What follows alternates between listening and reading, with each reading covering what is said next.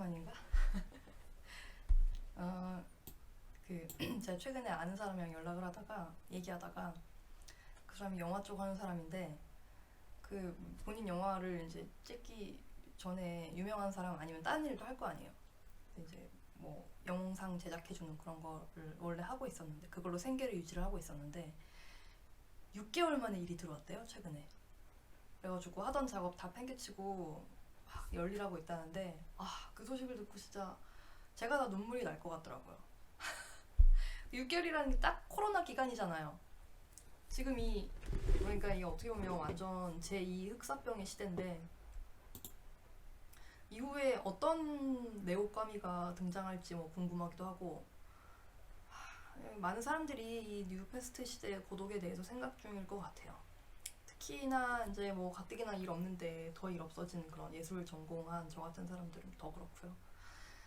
덕분에 저는 아직도 원래도 그랬지만 인생 방향성 같은 것 때문에 혼란을 좀 겪고 있는 것 같은데, 그러니까 뭐 이를테면 내가 잘하는 거, 하고 싶은 거, 그리고 해야 하는 거 이런 거 사이에서, 그러니까 단순히 제가 아주 맘 편히 저울질 같은 거를 하고 있기에는 이 시대 자체만으로 좀 느껴지는 어떤 급박함이나 내가 자체 내 존재가 느끼는 어떤 시대의 상실감이 너무 크잖아요.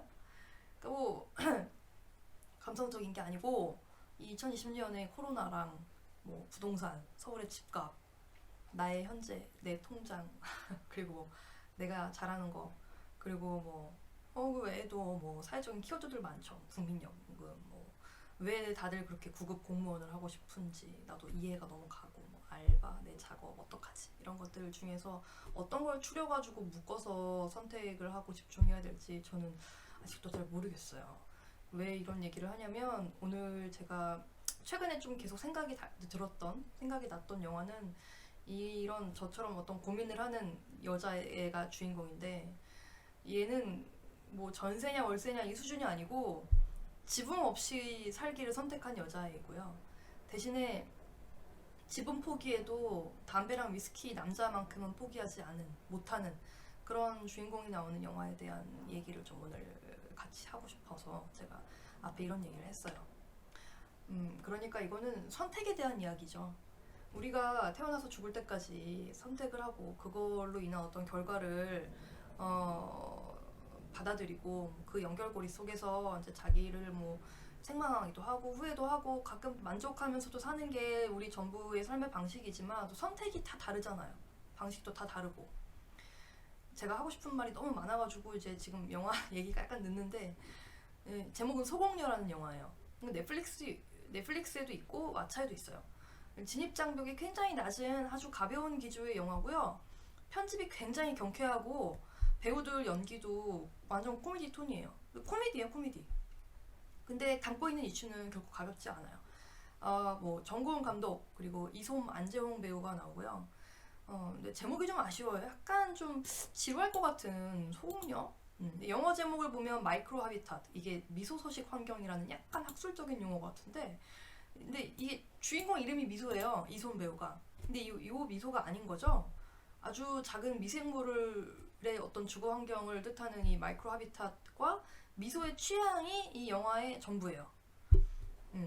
이 영화 아마도 이제 20대, 30대는 물론이고, 어쩌면 미리 이 시대의 암울함을 땡겨서 벌써부터 느끼고 있는 아주 감수성 예민한 10대도 잘 볼 수 있을 것 같고, 40대, 50대 이상도 전부 약간 담배 피는 기분으로 볼 수 있는 그런 영화예요. 근데 저는 딴 것보다 여기 소공녀에 나온 이 미소의 집을 좀 같이 보고 싶어요. 왜냐면은 제가 이 서두에서 굳이 말한 무슨 뭐 상실의 시대니 이런 말을 한 게, 왜냐면 그러니까 이 시대에 살면서 우리 모두가 원하는 거 혹은 뭐 누군가는 많은 사람들이 포기한 게 집이잖아요. 근데 사실 미소는 집이 없다고 해야 맞아요. 초반에 잠깐 사는 데가 나오는데 여기서 방을 빼요. 왜냐면 월세를 감당을 못 해가지고. 그러니까 근데 얘가 방을 빼는 이유가 돈이 빵이어서가 아니고 그나마 있는 돈을 다른 데 쓰려고 방을 빼버리는 거거든요. 그러니까 선택을 할 때 얘한테 제일 중요한 게 집이 아닌 거예요. 이 여자애는. 그게 특이한 점이에요. 아무튼 이러저러 해가지고 방을 빼고 이제 배낭을 막 둘러매고 친구들, 옛날에 대학교 때 친했던 친구들 집에서 막 하루 이틀 자고 그러다가 결국 친구들한테도 약간 현실적인 그런 구박을 막 받고 나중에는 부동산을 가요. 그래가지고 얘가 자기의 버짓으로 어떤 집을 구하는지가 나오거든요. 부동산 아줌마랑 막 그 흔히 말하는 달동네를 막 돌아다녀요. 이 집들이 진짜 가관이에요. 이 집을 좀 같이 보면 재밌을 것 같아요. 이 첫 번째로 나오는 이 집이 처음부터 계단을 막 이렇게 올라가면 아줌마가 그래요. 이 동네 사람들은 헬스 안 다녀. 이 계단만 올라다녀도 다이어트가 다 되거든. 막 이런 소리를 막 하면서 첫 번째 집 여기가 이제 500에 25 보증금이 500이고 이제 월세 25래요. 그러면서 뭐 자기가 좋아하는 창문 여기 있어. 뭐 이러면서 뭐 여기가 봐봐 화이트 뭐 이러면서 재밌어요. 되게 재밌는 시퀀스예요. 그러니까 얘는 문제가 보통 다른 사람들은 집 구하러 가면 어떻게든 월세를 낮추고 싶어 하잖아요. 보증금을 올리고 싶어 하고. 왜냐면 월세는 무조건 나가는 돈이니까. 근데 얘는 이 500도 얘한테는 없는 거야. 아무튼 그래가지고 얘가 두 번째로 간 집은 이 집이에요. 이 집은 500에 20이에요. 근데 여기는 봐봐. 점점 상태가 안 좋아져요. 창문 여니까 어떤 남자가 바로 앞에서 막 담배 피고 있고. 근데도 보증금을 낮추고 싶다 그래요, 얘가. 그러니까 그러면서 계속 이 첫 번째 집, 두 번째 집, 세 번째 집 사이에서 막 계단을 계속 올라가요. 어떻게 보면 되게 기생충 생각나는 거죠. 세 번째 집 난리 났어요. 여기는 보증금이 아예 없어요. 여기서부터는 아예 그 부동산 아줌마가 여기는 자기 혼자 봐 막 이러면서 막 너무 숨을 막 이렇게 가쁘게 쉬면서 여기는 보증금 없고 10. 근데 전기 안 들어온대요. 이 집 어때요? 이런 데서 살고 있는 사람도 분명히 있겠죠. 근데 저는 이 주거 형태를 막 어떻게 이런 데 사람이 살 수 있어 이런 게 아니고 이 말이 안 된다고 생각을 하는 거예요. 지금 2018년 기준으로 우리나라 1인당 GDP가 3만 불이 넘었는데 심지어 저렇게 앞길이 창창한 젊은 애가 저런 집을 보고 다닌다는 거는 단순히 영화의 한 장면으로 치부할 만한 일은 아니라고 생각해요. 근데 저는 저걸 보면서 왠지 등골이 정말 싸늘했어요. 저기서 하루라도 잘 수 있을까요? 저 세 번째 보증금 없는 저 집에서? 심지어 월세지만 10만 원을 내야 돼. 저는 10만 원 누가 준다 그래도 저기서 못 잘 것 같아요. 그렇다고 제가 지금 막 돈 많고 우리 집 되게 좋고 이렇지 않아요, 절대. 저도 뭐 사실상 크게 봤을 때는 두 계급으로 나눈다면 미소 쪽이지 나도 뭐. 근데 아무튼 그러니까 이 부동산이야말로 되게 선택의 기로에서 가장 우리를 괴롭히는 거잖아요. 선택과 취향, 뭐 반드시 필요한 거랑 포기해야 되는 거, 그런 거에서 제일 큰 어떤 기준이 부동산일 경우가 많죠, 인생에서. 근데 미소는 되게 단순한 애예요. 얘는 그냥 집이고 뭐 나발이고 자기는 무슨 일을 하건 간에 보통 가사 도우미 일을 하면서 사는데 자기는 하루를 끝내고 위스키 한 잔을 마시는 거, 그리고 중간중간 일하면서 담배 피는 거, 이게 제일 중요하고, 그리고 이제 남자친구가 있는 삶을 유지하는 거. 참고로 이제 안재홍 배우가 남자친구 나오는데 근데 미소가 술, 담배, 남자 뭐 이런 거를 집 대신 선택했다고 하면 되게 쾌락주의적인 여자인가? 라고 생각할 수 있겠지만 전혀 그렇지 않아요. 예를 들면 영화 초반에 안재홍 배우랑 영화 초반에 그 미소 집에서 장난치고 막 놀다가 한겨울인데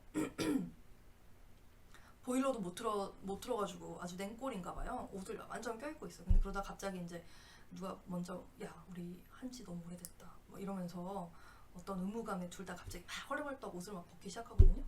근데 문득 너무 추운 거야. 얘네는 난로도 없어요. 있어도 아마 전기세 때문에 못 트는 것 같은 느낌이고, 아무튼 그래가지고 결국 봄에 하자 그러면서 다시 옷을 입어요. 그러니까 뭐 아주 오래된 커플이니까 가능한가 싶기도 하지만, 근데 저는 약간 좀 의아했던 게 추우면은 하는 게 더 낫지 않나? 왜냐면은 몸에 그나마 열이 생길 거 아니에요.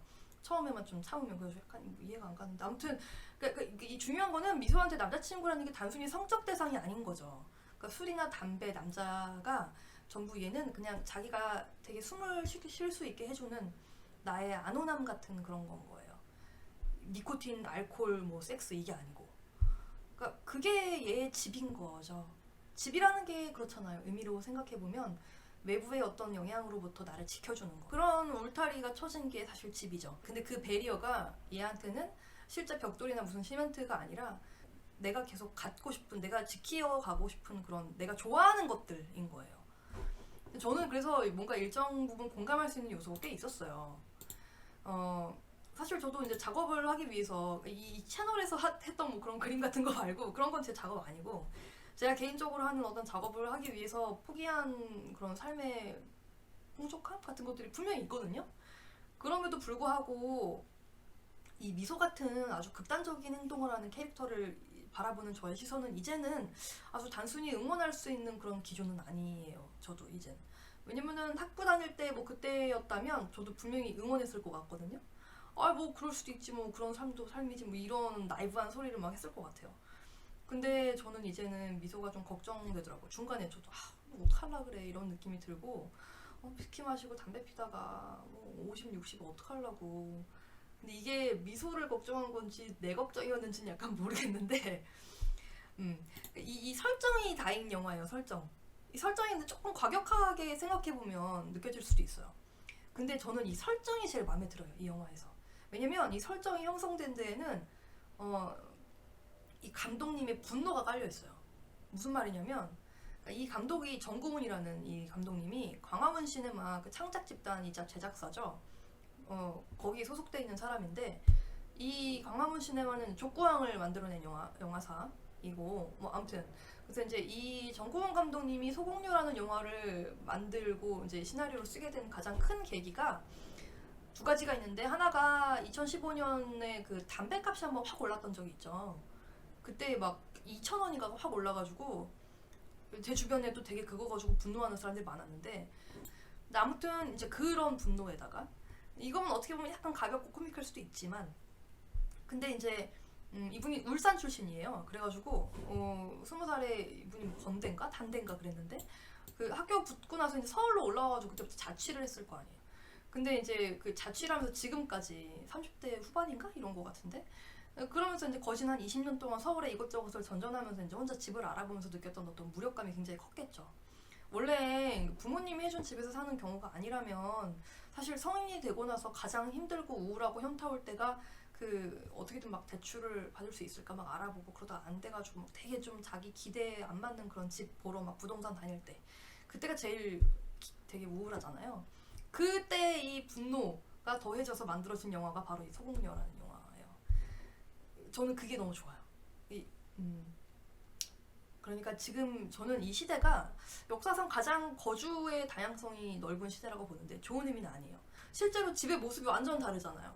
예를 들어서 미소가 알아봤던 이 세 번째 여기 집 극단적이지만 원래 비교는 좀 극단적으로 해야 그리고 뭐 예를 들면 무슨 뭐 성수동 트리마제 이런 데랑 비교해볼까요?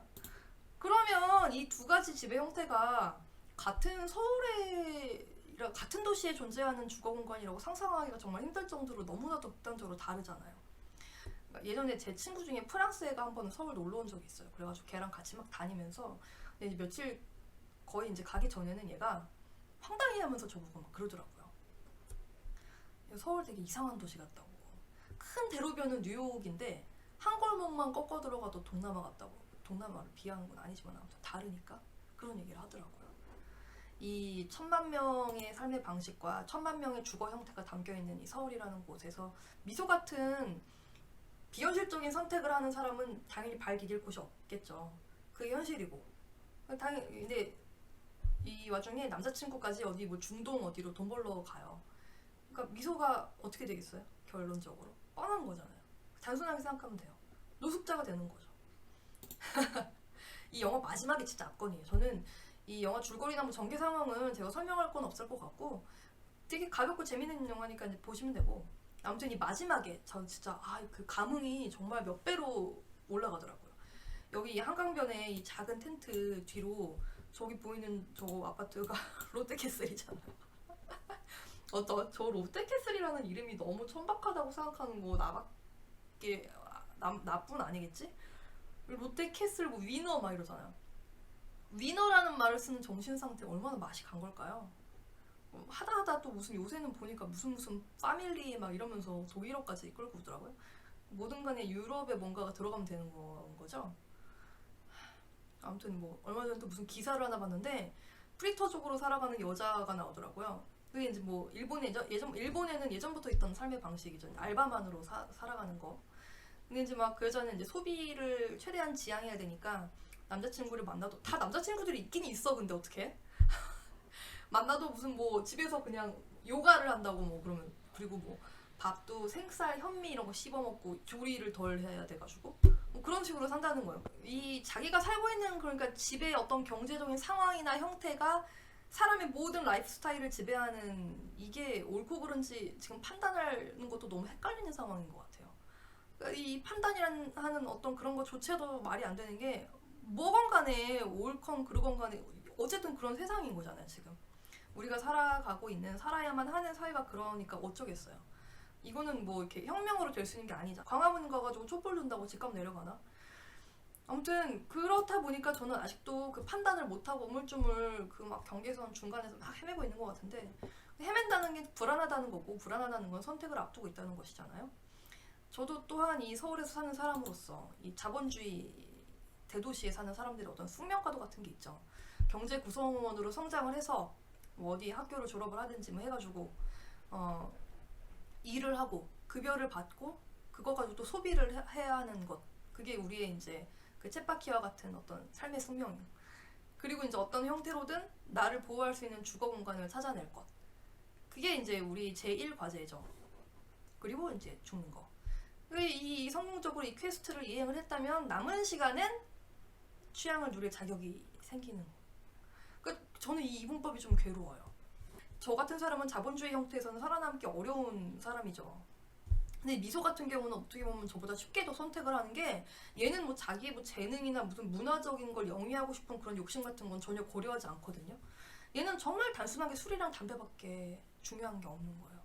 그거는 기호식품 같은 거잖아요. 그러니까 뭐 물론 발암물질이지만, 그 이제 친구들은 이미 자기 어떤 이미 일반론적인 어떤 삶을 쭉 구사하고 있고, 걔네들은 그러니까 이제 너는 아직도 철이 덜 들었냐 이런 식으로 얘기를 하게 되는 거예요. 그러니까 얘는 결국 혼자가 되는 거죠. 남자친구도 뭐 그게 되겠어, 그게 중동 가서 몇 년 일하면서. 그 삶의 방향성이 달라지면 친구들과도 연락이 끊기죠. 원래 알고 있던 사람들과 새로운 사람들을 찾든지 뭐 아니면은 그냥, 그러니까 다 대학을 졸업하면 친구가 없어지는 거야. 그래서 이렇게 미소는 진짜 서울의 어떤 먼지가 되는 거예요. 그렇게 진짜 찍어요. 마지막에 보면 거의 도시전설 같은 그런 분위기로 진짜 그 도시전설을 묘사하는 듯한 그런 화면이 막 이어지면서 영화가 끝나요.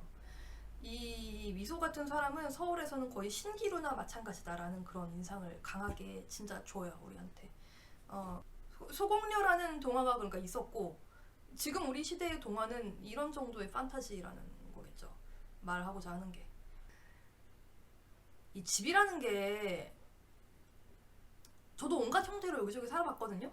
대학교 때는 부모님 집에서 살았고, 그리고 뭐 친구 집에 좀 얹혀 산 적도 있고, 그리고 이제 졸업하고 나서는 독일에서는 월세로, 거기는 전세가 없으니까, 그리고 이제 제주도에서는 연세로 살았고, 지금은 뭐 전세, 은행 대출. 근데 아무튼 이 요새 부동산 정책이랑 집값 너무 올라가지고 말 되게 많죠. 언제나 그랬고, 이 집이라는 게 워낙 모두의 초유의 관심이다 보니까 공중파 뭐 브로드캐스트부터 시작해서 유튜브 같은 이런 마이크로캐스트까지 모든 영상 속의 하나의 곁가지는 남의 집 구경하는 그런 카테고리잖아요. 그거 보면서 부러워하기도 하고 막 박탈감 느끼기도 하고, 방송국에 다 연예인 집 나오고 유튜브에는 다 유튜버들 집 나오니까. 그럼에도 불구하고 말이 되게 많은데 다 보잖아요. 궁금하니까. 그리고 그 집을 포기한 사람에 대해서는 영화까지 만들어지는 건 거예요. 그 정도로 말이 안 되는 거죠. 집을 포기한다는 건.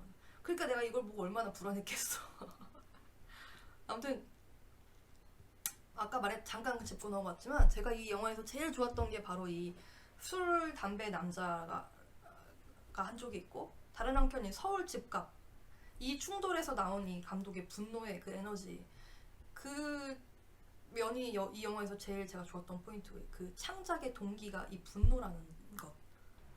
이 영화가 그렇다고 해서 막 사회주의적인 무슨 프로파간다를 담고 있는 그런 영화도 절대 아니고, 뭐 서울에서 아주 각박한 삶을 살아가는 젊은이의 막 삶의 어떤 좀 특이한 방식을 루포르타주적인 시각으로 바라보는 그런 영화도 아니에요.